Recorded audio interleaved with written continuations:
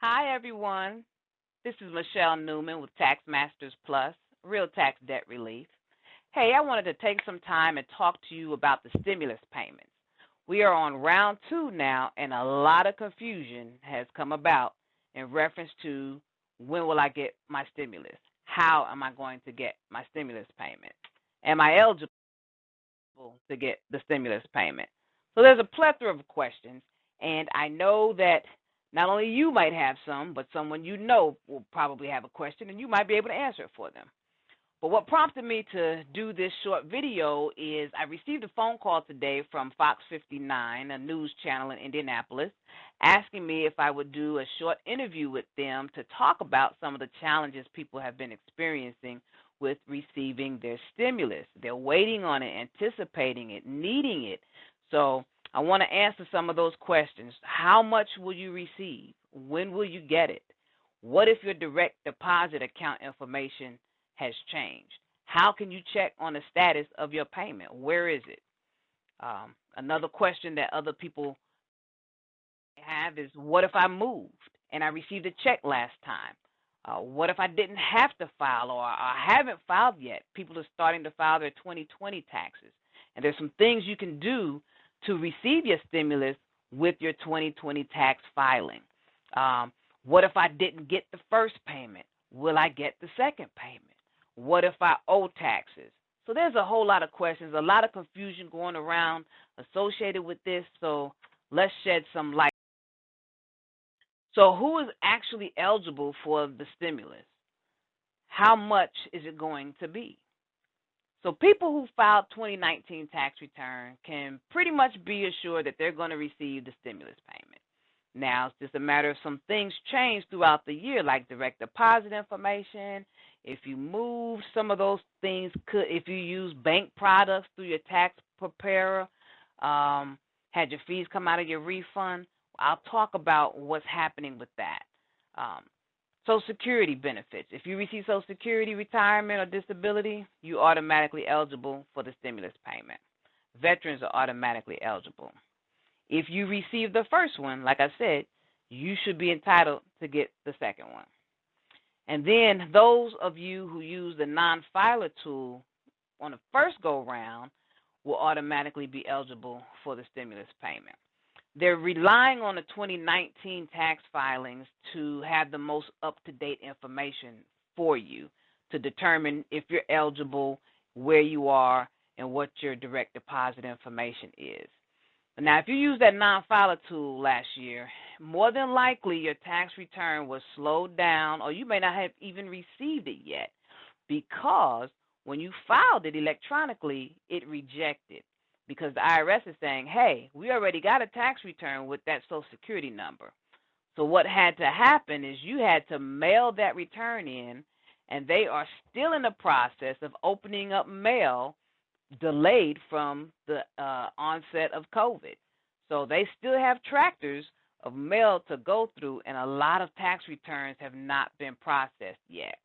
So if you use that non-filer tool, you should still be okay for this second stimulus payment if you put direct deposit information in, because that's what they're going by. Okay? So how much should your stimulus check be? Well, it's changed from the first go round to this go round in that each individual is entitled to a $600 payment, $600 for each qualifying child, as long as your child is under the age of 17. If they're 17 and over, even though they're dependent, you're not going to get the stimulus payment for them. If you're married and you did married filing joint, you're going to receive a $1,200 payment. But now if you're married filing joint, and let's say you have two children, well, under the age of 17, you'll be entitled to a stimulus payment of $2,400. Now, if you have higher income, there's some income thresholds. Like I said, you may not receive all of it if your income is higher than what their range is. So if you're single, if you made between $75,000 and up to $87,000, your amount is going to be reduced. Over $87,000, you won't get any stimulus. You'll be phased out. If you head a household, the amount is $112,000 in terms of when they begin to phase out the amount that you'll get. If you're married, 150 to 174,000 is that range of being phased out. And once you get above 174,000, you are not eligible for the stimulus payment. I had a client call me today. It's like, my stimulus, I think it was my stimulus. I only received like $169, but it said from the IRS. So there's actually a calculator that you can find online that'll show you how much you're eligible for based on what your income was from 2019. That's what they're referencing. Okay? Now, I don't recommend calling the IRS simply because they have the same information that you're going to get on the Get My Payment tool that's on the IRS website. So if you call the IRS, you're going to be on hold for a very long time, if you can even get through, and then you're not going to get any valid information to help you. So I recommend going to the IRS website, utilizing, there's a link on there that says Get My Payment. So all you have to do is put in your Social Security number, put in your current address, and I think you just have to put in your zip code and your birthday. Okay, and that should tell you where you are payment-wise. If you got the first one, if you got the second one, it's going to come up. Now, if by chance you moved and you're trying to use this tool, if you did a change of address, that information automatically gets reported to the IRS. I don't know if you all kind of knew that or not, but it does. So you have to put in your current address. If you put a change of address in, it should all match up. Now, if your information is not matching up, then you're going to get another message that says error, and it's going to keep making you put in, and they're only going to allow you to try it so many times throughout the day, and you have to try again the next day. But if you need some help, feel free to give me a call, and I'll see what I can do to help you through that process. Because sometimes, it can be a little frustrating, I know, especially when you're waiting on your money and you're trying to figure out where it is. And we'll talk about some other challenges that people have had. So how will I receive my payment? Okay. Direct deposit is the most common method, and IRS have sent out millions of stimulus checks between the end of December. I think they started on December 29th, and through January the 4th, they've sent out via direct deposit a lot of deposits. Well, some people didn't see them right away simply because it was kind of happened transitionally over the holiday, over the weekend. Money doesn't move, so people may have saw it show up on January 4th, on Monday, yesterday. Direct deposit, again, current problems that people are experiencing. Well, if you went to a place like H&R Block, for example, and you had your refund pay for your tax return, you had your fees come out of your refund. Well, in that process, there's a bank product that's provided to you, and in that bank product, the bank sets up a temporary account for you during the filing time. So on the first go-round, the stimulus payments went into these accounts, and in turn, the banks distributed those funds to the people that were entitled to receive them. Well, those accounts are likely closed now because they were temporary. They were just set up, unless you was using on an ongoing basis. These accounts were set up on a temporary basis just to manage your tax refund and your fees.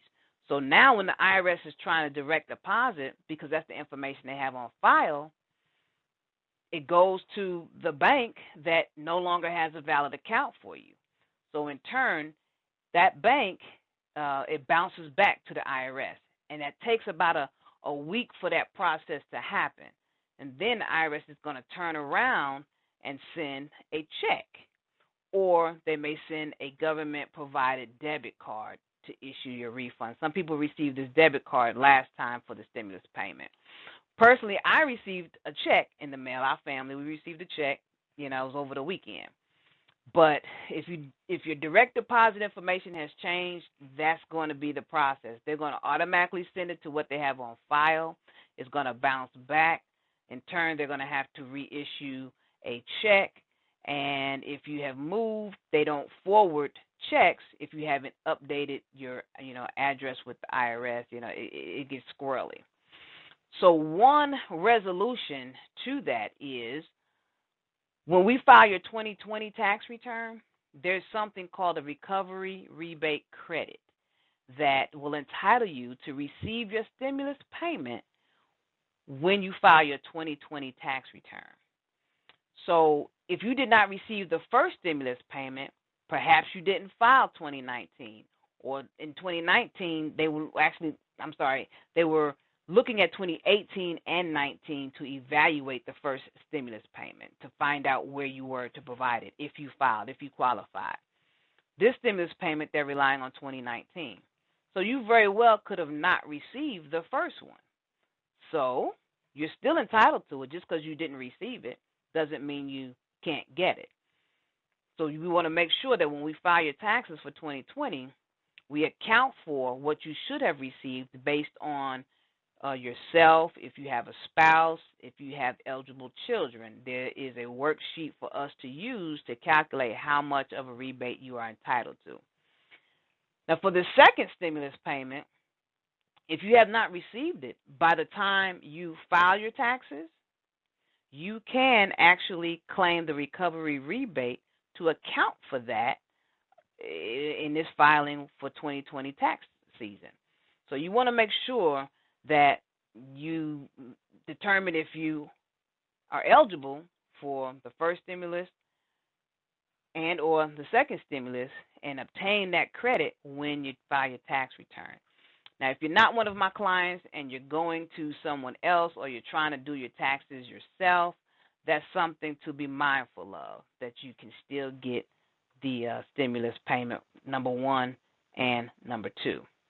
So I hope this has answered some of your questions that may have been looming, in your mind. Again, you can go to the IRS website for irs.gov. You can go there to click on the link for Get My Payment to find out where your stimulus is located. You can get the credit by filing it with your 2020 tax return. If your direct deposit information has changed, there's a bounce back process that's going to happen, so that will delay you possibly getting your stimulus payment. So if you have any questions, I want you to feel free to give me a call, and I'll try to help you go through whatever process is hanging you up or being a stumbling block.